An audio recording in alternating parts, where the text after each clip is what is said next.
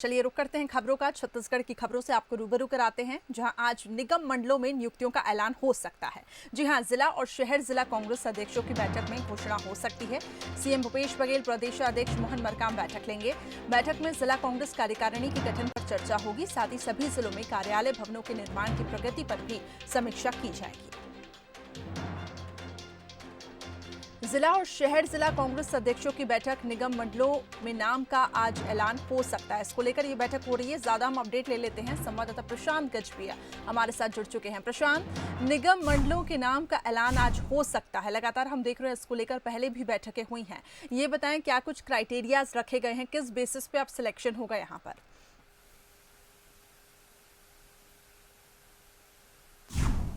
करिश्मा, आज जो महत्वपूर्ण बैठक प्रदेश कांग्रेस की होने वाली है, जिसमें मुख्यमंत्री और प्रदेश अध्यक्ष खुद रहेंगे और जिसमें जिला कांग्रेस अध्यक्ष समेत शहर कांग्रेस अध्यक्ष वहां पे मौजूद रहेंगे। और इस बैठक को इसलिए भी अहम मानी जा रही है क्योंकि जिस तरीके से निगम मंडलों की नियुक्ति जो रुकी हुई थी, वो नियुक्ति का ऐलान जो है वो आज हो सकता है। इसलिए भी कहा जा रहा है इस बात को क्योंकि 2018 के चुनाव में भी हमने देखा था कि वहाँ जो विधायकों के नियुक्ति थी, विधायकों की क्या टिकट देने की बात थी, तो भी जिला अध्यक्षों की रायशुमारी ली गई थी, महत्वपूर्ण था। और उसके बाद सबसे महत्वपूर्ण देखा गया था कि जो मुख्यमंत्री के चेहरा था, मुख्यमंत्री के लिए भी जिला अध्यक्षों की जो है रायशुमारी महत्वपूर्ण थी। तो इसलिए कहा जा सकता है कि अब निगम मंडलों में भी ये बैठक अहम मानी जा रही है, निगम मंडलों की नियुक्ति के लिए। और इसमें जो क्राइटेरिया, फिलहाल जो शुरुआती तौर पर जो क्राइटेरिया रखा गया था कि प्रदेश में जो विधायक हैं उनको इन पदों से दूर रखा जाएगा, लेकिन इन पदों में उनको भी नियुक्ति हो सकती है, इस तरीके की बात सामने आ रही है। साथ ही साथ कुछ हर एक जगहों पे, हर एक क्षेत्रों पे जो प्रदेश के हैं, वहां पर हर किसी के संतुष्ट करना भी जरूरी है क्योंकि लगभग 1.5 साल से अधिक का समय हो चुका है प्रदेश में सरकार बने, लेकिन जो कार्यकर्ता हैं, जो विधायक नहीं बन पाए हैं, जो टिकट की रेस में थे, ऐसे लोगों को भी संतुष्ट करना जरूरी है, जिसको लेकर अब जो है निगम मंडल में नियुक्ति को लेकर ज्यादा देर करना नहीं चाहती है कांग्रेस। और इसको लेकर अब बैठकों का दौर जो है शुरू हो गया था, लेकिन ये महत्वपूर्ण बैठक है और आज से कल में ये कयास लगाए जा रहे हैं कि जो निगम मंडल के अध्यक्ष हैं, निगम मंडल के जो अध्यक्ष बनेंगे, नियुक्ति होगी, उन लोगों की नामों की घोषणा हो जाएगी। और शुरुआती चरणों में कितने नामों की घोषणा होती है, ये तो अभी संशय की स्थिति बनी हुई है। साथ ही साथ इस बैठक में जो जिले में जो कांग्रेस के भवन बन रहे हैं, उन भवनों की प्रगति पर भी चर्चा होगी। साथ ही साथ ये भी चर्चा हो सकती है कि प्रदेश अध्यक्ष खुद वहां पे मौजूद रहेंगे, तो प्रदेश अध्यक्ष अपनी एक नई बॉडी तैयार कर सकते हैं और नई बॉडी तैयार करने में किन किन जिला अध्यक्षों की नियुक्ति होगी, तो ये भी एक कयास लगाए जा रहे हैं कि आज ही इन बातों को पर भी जो है संशय हट जाएगा। तो बिल्कुल कहा जा सकता है कि प्रदेश के लिए, प्रदेश कांग्रेस के लिए ये एक अहम बैठक, और इस बैठक पर सभी कांग्रेसी कार्यकर्ताओं की नजर है क्योंकि हर किसी की मंशा होती है कि राजनीति में आगे बढ़ने की, और पदों की लालसा तो हर किसी को होती है। इसको लेकर पूरे प्रदेश में कांग्रेस में हलचल तेज हो गई है और रायपुर के लिए सभी जिला अध्यक्ष कूच कर चुके हैं और जैसे ही बैठक शुरू होगी तो बाहर कार्यकर्ताओं का भी हुजूम देखने को मिल सकता है। जी बिल्कुल प्रशांत, आपने बहुत महत्वपूर्ण बात यहाँ पे ये बताई कि विधायकों को पहले ये सेट किया गया था कि इस बैठक से दूर रखा जाएगा सिलेक्शन प्रोसीजर में, लेकिन अब विधायक भी इसमें शामिल हो सकते हैं। इसके साथ ही आपने एक चीज सही कही कि पदों की लालसा सभी को होती है। अब कांग्रेस यहाँ पे कैसे समन्वय बनाती है, ये देखने वाली बात होगी और ये चुनाव किस तरीके से होता है। बहुत बहुत शुक्रिया हमारे साथ जुड़ने के लिए। वहीं देखिए, बीजेपी ने पेंड्रा के मरवाही में उपचुनाव को लेकर तैयारियां पूरी तेज कर दी हैं। बिलासपुर सांसद अरुण सावने ने दौरा कर बीजेपी कार्यकर्ताओं की बैठक ली, चुनाव को लेकर चर्चा की। इस दौरान उन्होंने कांग्रेस पर निशाना साधा और कहा कि कांग्रेस ने मरवाही उपचुनाव के लिए 3-3 प्रभारी नियुक्त किए हैं क्योंकि उन्हें इस बात का एहसास है कि प्रदेश की जनता उनसे नाराज है। उन्होंने सरकार पर आरोप लगाते हुए कहा कि कांग्रेस ने जन घोषणा पत्र का एक भी वादा पूरा नहीं किया। कांग्रेस सरकार किसी भी मामले में जनता के विश्वास पर खरी नहीं उतरी है। कांग्रेस को इस बात का एहसास है कि प्रदेश की जनता उनसे नाराज है और इसलिए कांग्रेस इस चुनाव में तैयारियां कर रही है। एक बेरोजगार की पीड़ा को समझने के बजाय राज्य सरकार उसमें लीपापोती कर रही है और राज्य सरकार ने ठान लिया कि गुड़ गोबर करने का, गोबर खरीदी की योजना बनाई तो ये उसी तरह की लीपापोती है। नौजवानों के भावना को समझे बिना इस तरह की बेतुकी बातें करना ये उचित नहीं है। मुंगेली जिले में कांग्रेस का एक बड़ा नेता शराब की तस्करी करते हुए पकड़ा गया। आप अपनी असफलता को छुपाने के लिए दूसरे के ऊपर आरोप नहीं मढ़ सकते। आपने शराबबंदी का वादा किया और उसके आधार पर आप सरकार में आए हैं। शराबबंदी करने से बचने के लिए आप इस तरह से आरोप लगाना बंद करें। वहीं देखिए, मुख्यमंत्री निवास के सामने युवक के खुदकुशी करने की कोशिश के मामले में भी सरकार को घेरा गया। उन्होंने कहा कि राज्य सरकार बेरोजगार युवक के दर्द को समझने की बजाय मामले पर लीपापोती करने में जुटी हुई है।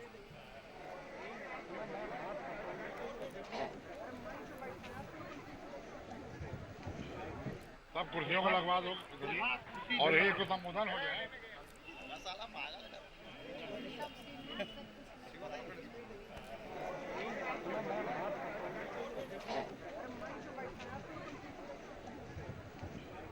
सब कुर्सियों को लगवा दो और एक तो संबोधन हो जाए।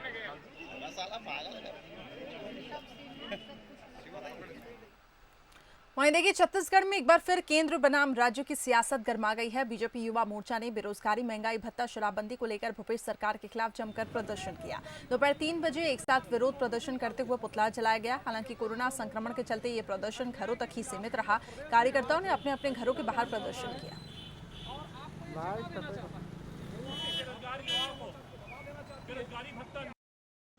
मुख्यमंत्री जी ने कहा था कि सभी बेरोजगार युवाओं को बेरोजगारी भत्ता देंगे। बेरोजगारी भत्ता नहीं मिला है। उन्होंने कहा था किसानों के कर्ज माफ होंगे। कोई भी किसान का कर्ज आज तक माफ नहीं हुए। ऐसे बहुत सारे विषय को लेकर भारतीय जनता युवा मोर्चा इन सभी चीजों पर निंदा करती है। मोदी सरकार छत्तीसगढ़ के मजदूरों से, छत्तीसगढ़ की जनता से विधानसभा चुनाव में भाजपा की हार का बदला ले रही है। गरीब कल्याण योजना से छत्तीसगढ़ को बाहर रखा गया, जबकि छत्तीसगढ़ के 5 लाख प्रवासी मजदूर बाहर के राज्यों से वापस लौट के आए हैं और मोदी सरकार ने छत्तीसगढ़ को गरीब कल्याण योजना से बाहर रखकर इनके साथ अन्याय किया है। भाजपा के डॉक्टर रमन सिंह जैसे नेता, भाजपा के सांसद छत्तीसगढ़ की जनता को इस बात का जवाब दें कि क्यों इन गरीबों के हक में, क्यों इन मजदूरों के हक में, क्यों छत्तीसगढ़ के हक में इनकी आवाज नहीं खुलती है, इनका मुंह नहीं खुलता है छत्तीसगढ़ के लिए। वहीं देखिए, कोरोना महामारी, लॉकडाउन और मजदूरों की वापसी के बाद एक बार फिर केंद्र और राज्य सामने आ गए हैं आमने सामने। और इस बार केंद्र की गरीब कल्याण योजना को लेकर छत्तीसगढ़ सरकार ने केंद्र पर गंभीर आरोप लगाए हैं। देखिए इस रिपोर्ट में। फिर केंद्र बनाम राज्य, गरीबों की योजना पर आमने सामने। सीएम ने पीएम को लिखा पत्र। छत्तीसगढ़ में केंद्र की प्रधानमंत्री गरीब कल्याण योजना को लेकर सियासी माहौल गरमाने लगा है। दरअसल छत्तीसगढ़ को इस योजना से बाहर रखने पर मुख्यमंत्री भूपेश बघेल ने प्रधानमंत्री नरेंद्र मोदी को एक पत्र लिखकर छत्तीसगढ़ को भी इस योजना में तत्काल शामिल करने का अनुरोध किया है। इस योजना में देश के 116 जिले शामिल किए गए हैं। पड़ोसी राज्य मध्य प्रदेश के 24 जिलों को भी इसका लाभ मिलेगा। झारखंड और उड़ीसा के जिले भी शामिल हैं, लेकिन छत्तीसगढ़ का एक भी जिला शामिल नहीं है। जबकि इन राज्यों के बीच भौगोलिक, आर्थिक और सामाजिक लिहाज से काफी समानताएं हैं। योजना में शामिल करने की मांग के साथ ही कांग्रेस ने केंद्र सरकार की मंशा पर भी कई सवाल खड़े किए। मोदी सरकार छत्तीसगढ़ के मजदूरों से, छत्तीसगढ़ की जनता से विधानसभा चुनाव में भाजपा की हार का बदला ले रही है। गरीब कल्याण योजना से छत्तीसगढ़ को बाहर रखा गया, जबकि छत्तीसगढ़ के 5 लाख प्रवासी मजदूर बाहर के राज्यों से वापस लौट के आए हैं। इन 5 लाख मजदूरों ने 2 माह की अपनी रोजी, जिसे 200 रुपए प्रतिदिन के हिसाब से भी जोड़ा जाए तो 600 करोड़ रुपए की राशि गंवाई है। ये लोग छत्तीसगढ़ लौटे हैं तो अपना गहना गुड़िया गिरवी रख के लौटे हैं, कर्जदार होके लौटे हैं, और मोदी सरकार ने छत्तीसगढ़ को गरीब कल्याण योजना से बाहर रखकर इनके साथ अन्याय किया है। उधर बीजेपी ने हमेशा की तरह केंद्र सरकार का बचाव करते हुए कांग्रेस पर पलटवार किया। बीजेपी का कहना है जिन प्रदेशों से 25,000 मजदूर पलायन कर चुके हैं उन प्रदेशों को प्राथमिकता में रखा गया है। बघेल सरकार ने केंद्र सरकार और नीति आयोग से सही आंकड़े छुपाए हैं और प्रदेश के गरीब मजदूरों के साथ खिलवाड़ किया है। अब ये सरकार पूरी छत्तीसगढ़ में 1.25 लाख बताया, अब जब फंसा तो 5 लाख पे आया है, लेकिन 10 लाख लोग आ चुके हैं।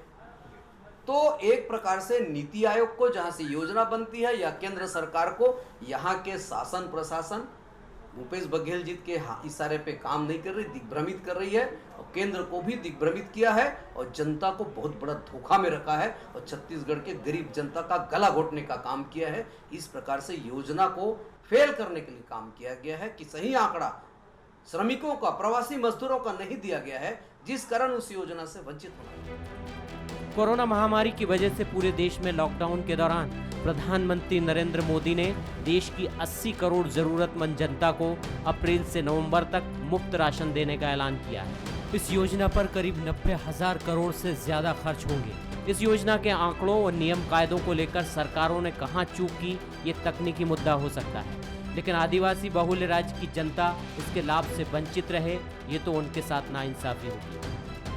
अभिषेक शुक्ल, बंसल न्यूज, रायपुर। वहीं देखिए, आबकारी मंत्री कवासी लखमा के शराब पीने से ताकत बढ़ने वाले बयान पर अब सियासत तेज हो गई है। पूर्व मंत्री लता उसेंडी ने कहा कि बयान देने से पहले सोचना चाहिए कि क्या कह रहे हैं। उन्होंने कहा कि आबकारी मंत्री कवासी लखमा प्रदेश के लोगों को किस दिशा में ले जाना चाहते हैं।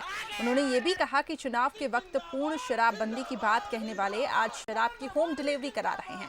लता उसेंडी ने आगे मुख्यमंत्री को भी इस बयान का खंडन कर बोलना चाहिए, ये कहा।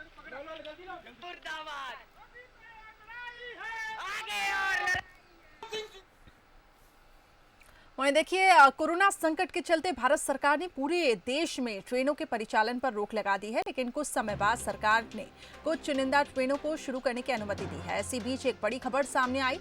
भारतीय रेलवे ने ट्रेन टीटी को मार्केटिंग का जिम्मा सौंपा है। इसमें रायपुर रेलवे डिवीजन के 10 टीटी के नाम शामिल हैं। लॉकडाउन के दौरान रेलवे ने आय बढ़ाने के लिए ट्रेन टीटी को पार्सल लाने की जिम्मेदारी सौंपी। बताया जा रहा है कि ट्रेन टीटी अब फील्ड में जाकर पार्सल लाने के लिए मार्केटिंग करेंगे।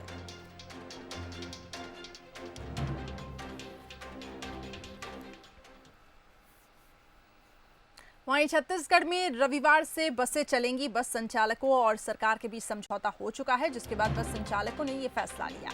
सरकार ने बस संचालकों की मांगे मान ली है। बसों का जून का टैक्स माफ कर दिया जाएगा। बसों का किराया बढ़ाने पर बैठक में सहमति भी बन चुकी है।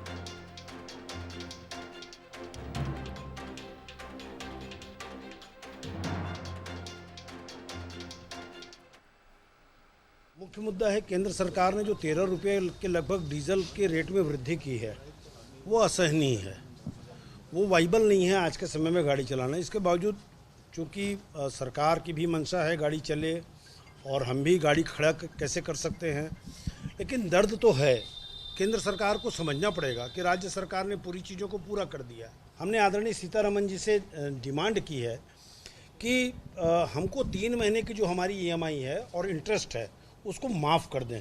तो हमें ऐसा लगता है कि रायपुर शहर में सांसद हैं, छत्तीसगढ़ में 9 सांसद हैं, वो लोग भी अगर हमारी बात को दृढ़तापूर्वक अगर रखें तो हमने राज्य सरकार से जो बात की है वो उसी प्रकार से केंद्र सरकार के समक्ष अगर हमारी मांगे मान लेते हैं तो बखूबी 100% बसें चलेगी। चलिए बढ़ते हैं आगे। खबर कांकेर से, जहां बीएसएफ के 8 और जवान कोरोना पॉजिटिव पाए गए। जिले में कुल अब 30 जवान कोरोना से संक्रमित हैं। अंतागढ़ में बड़े पैमाने में मरीज मिलने से हड़कंप मच गया है। देर शाम CMHO JL उइके कांकेर ने पुष्टि की है। तो देर शाम CMHO JL उइके कांकेर ने इसकी पुष्टि की है। बीएसएफ के 8 और जवान कोरोना पॉजिटिव मिले हैं। प्रकाश हमारे साथ संवाददाता इस खबर पर जुड़ चुके हैं। प्रकाश, लगातार कोरोना का कोहराम बढ़ता ही जा रहा है। बीएसएफ के 8 और जवान कोरोना पॉजिटिव पाए गए। बिल्कुल करिश्मा, जिस प्रकार से कोरोना का कहर है जो सुरक्षा कर्मी पर टूट रहा है, ये काफी चिंताजनक बात है। जिस पर बात है जो कल जो है देर शाम को बीएसएफ के जो 8 जवान है वो कोरोना पॉजिटिव पाए गए। उससे पहले 15 जो जवान थे वो पॉजिटिव पाए हैं।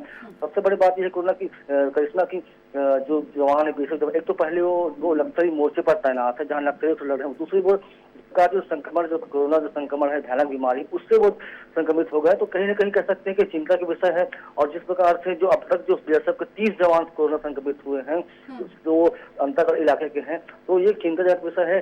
जल्द ही अगर इसके रोकथाम के लिए गंभीर कदम नहीं उठाया जाए तो हो सकता है कि और भी कोई जवान है जो नक्सल मोर्चे पर तैनात है, तो इससे हालात में काफी जो हालात है वो चिंताजनक हो सकती है, और इससे लड़ने के लिए और रोकने के लिए हमें ठोस कदम उठाना ही पड़ेगा। करिश्मा जी बिल्कुल प्रकाश, जिस तरीके से ये बात निकलकर सामने आई थी कि जो 15 जवान इससे पहले कोरोना पॉजिटिव पाए गए थे वो एक ही वॉशरूम यूज़ कर रहे हैं, तभी ये संक्रमण तेजी से फैल रहा है। ऐसे में अब कुछ व्यवस्था इन जवानों के लिए करनी ही चाहिए क्योंकि हालात काफ़ी चिंताजनक बने हुए हैं। 30 जवान अब संक्रमित हो चुके हैं। बहुत बहुत शुक्रिया हमारे साथ जुड़ने के लिए।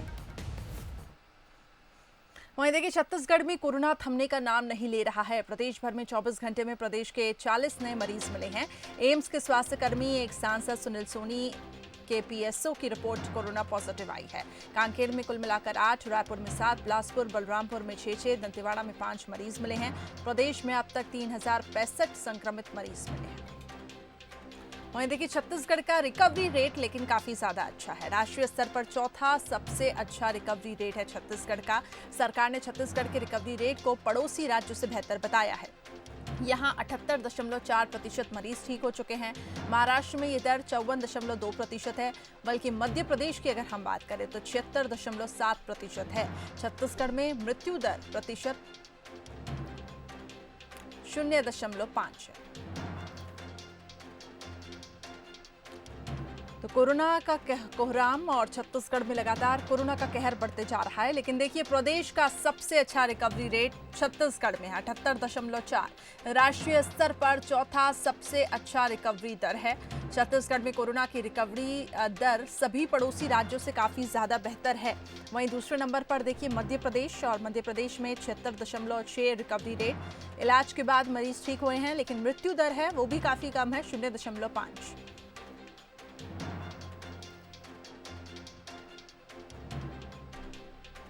तो एक तरफ जहां छत्तीसगढ़ में ग्राफ बढ़ता जा रहा है, तो दूसरी एक अच्छी खबर है प्रदेश के लिए कि इसका रिकवरी रेट भी उतना ही तेजी से बढ़ रहा है।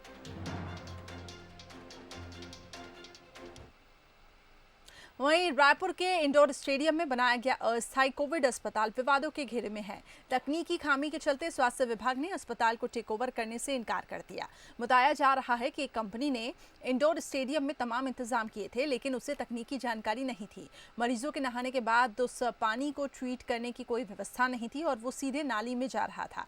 स्वास्थ्य विभाग ने इस खामी को पकड़ा और जब तक व्यवस्था सुधारी नहीं गई, टेक ओवर करने से इसको इनकार कर दिया गया है। कंपनी का ठेका स्मार्ट सिटी रायपुर ने दिया था और इसे एक बड़ी लापरवाही के तौर पे देखा जा रहा है। एक ही तो उनको टेक्निकल चीज़ नहीं पता थी कि जो डॉफिंग के समय में जो पानी शावर से निकलना है वो उसको मतलब ब्लीच होके निकलना है, ब्लीचिंग सॉल्यूशन से होते हुए उसको पार होना है, ताकि सोसाइटी में किसी तरह का वो इन्फेक्टेड पानी ना मिले। और वो बहुत छोटी सी बात है, एक डब्बा 20 लीटर के डब्बे में अपने को वो लगाना है वहाँ पर। उसके बाद वो बिल्कुल तैयार है, उसमें कहीं कोई कमी नहीं है। वहीं गरियाबंद में अब कोरोना से पीड़ित मरीजों का इलाज होने लगा है। जिला मुख्यालय पर 75 बिस्तरों का कोविड अस्पताल बनकर तैयार हो गया, जहां फिलहाल 13 कोरोना पॉजिटिव मरीजों का इलाज चल रहा है। जिले के लोगों को अब राजधानी के अस्पताल नहीं जाना पड़ेगा। लाइवलीहुड कॉलेज में कोविड-19 हॉस्पिटल में तब्दील इसे कर दिया गया है। हॉस्पिटल के निर्माण के समय 50 बिस्तर की ही व्यवस्था थी, लेकिन निर्माण पूरा होने तक 75 बिस्तर का अस्पताल बनकर तैयार हो गया। जिला स्वास्थ्य अधिकारी का कहना है कि कोविड हॉस्पिटल खुलना स्थानीय लोगों के अलावा स्वास्थ्य विभाग के स्टाफ के लिए भी बहुत जरूरी था। फिलहाल डॉक्टरों को मिलाकर 45 लोगों का ये स्टाफ है, जिनकी शिफ्ट हर 4 घंटे चेंज की जा रही है।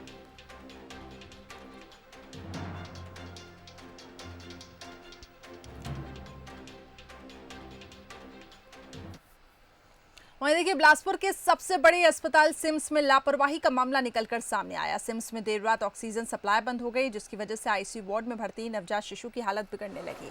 दरअसल आरोप है कि गैस प्लांट में 2 वार्ड बॉय की ड्यूटी लगाई गई थी, लेकिन दोनों ने रात को प्लांट का दरवाजा बंद कर दिया। शराब पी और नशे में धुत होकर दोनों प्लांट के अंदर ही सो गए।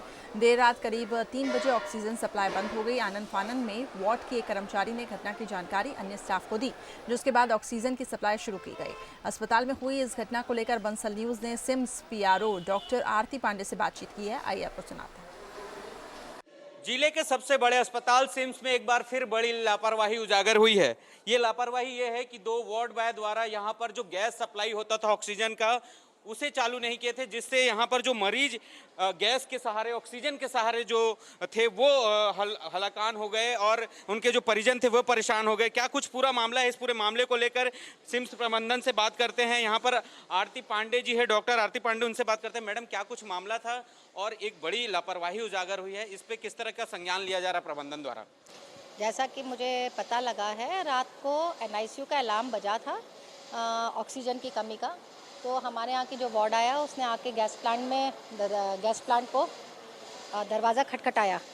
तो दरवाज़ा खोलने में थोड़ी देर हुई। उसने तुरंत के तुरंत हमारी जो नाइट सुपर मैडम रहती है ड्यूटी पे, उस नाइट सुपर को बुलाया। नाइट सुपर ने आके दरवाज़ा खटखटवाया, दरवाज़ा खुलवाया और सिलेंडर जो भी फ्लो वगैरह था देख के सिलेंडर चेंज करना वो काम किया गया और ऑक्सीजन तुरंत बहाल किया गया।